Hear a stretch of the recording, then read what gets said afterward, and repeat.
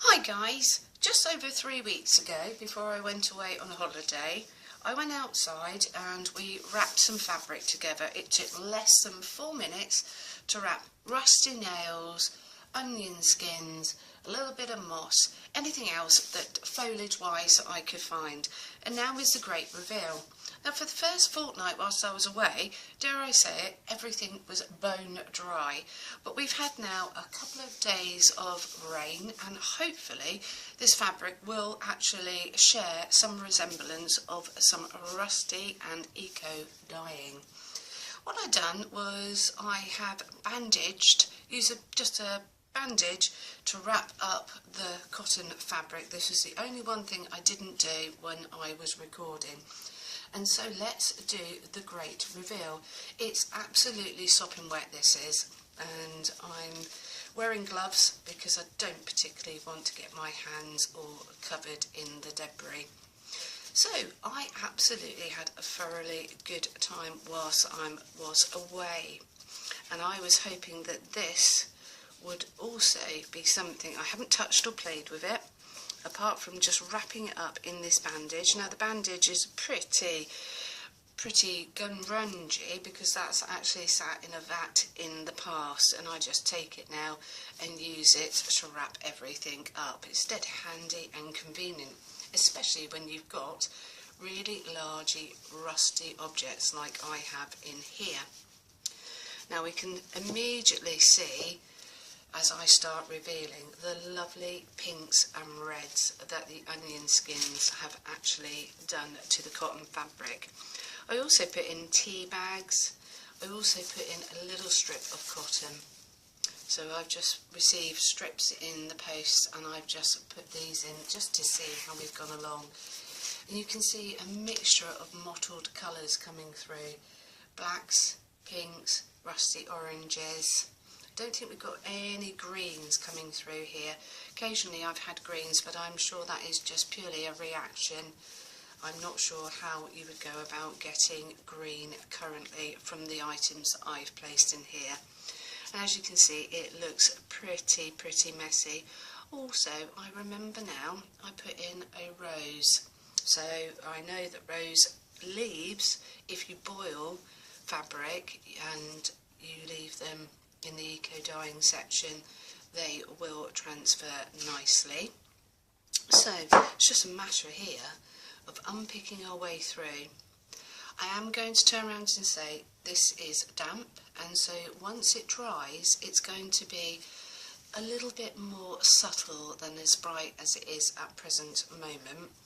And also the red, I've used no mordant. This is pure cotton, water, fresh rainwater, and the items here. If we actually want to wash this, the red of the onion skin will wash out. I had to go myself just to see how colour fast it was, and unfortunately it did just disperse. It went with detergent. It didn't last, even though I put it on a hand wash. We've also got used tea bags that I've wrapped in here, so tea is going to transfer colour. Even so, it's even gone on to the tea bag itself, and that'll be quite nice when we dry that out. Right, let's stop the dithering and let's see if I can just literally, I've got an old tablecloth here. The little rings, I put in some bottle tops. They don't seem to have done anything in that short period of time. In saying that, have a look at what it's done to that tea bag. I'm aware that tea reacts, so in actual fact it's done something but not actually affected the physical bottle top. That doesn't seem as if it's shown any signs of ageing. Right, so off we go with the items here. Let's see what it reveals. There we go. That is one side of the fabric, and you can see that we've got a mixture of different tones and hues, and there's the other side, and we've obviously got some black spots here. So that is a good start. I would probably rewrap with everything I've got here and leave that back outside because there's some areas that are still completely dry. And then on to the second piece. Now this fabric is still dry at the bottom, at the base. A lot more tea bags in here. Tea bags have really reacted with my rusty tent pegs here and turned it black. That'll be nice to see how these come out when these are dry. I've also got some rusty orange on that tea bag. But the fabric itself may not have actually achieved any great results. Some more tea bags. I even put a bit of copper in here. I wasn't too sure where I was going. It was on my back garden table. Now this didn't have onion skins, and so you can see that really the only reaction that I've got that's really quite nice is from the tea bag staining. But apart from that, you've got a little bit of mottled black.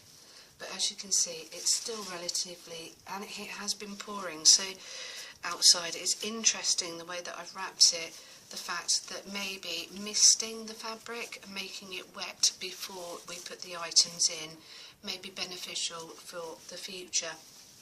Well guys, that's my quick reveal. So these guys are going to get wrapped up again and thrown back outside and left in the elements. But I think the most successful bits were just the small little pieces of cotton strips, and they have come out really nicely, and I'm very pleased with some of the results there, and no real hard work. Right, catch up with you soon guys, bye bye.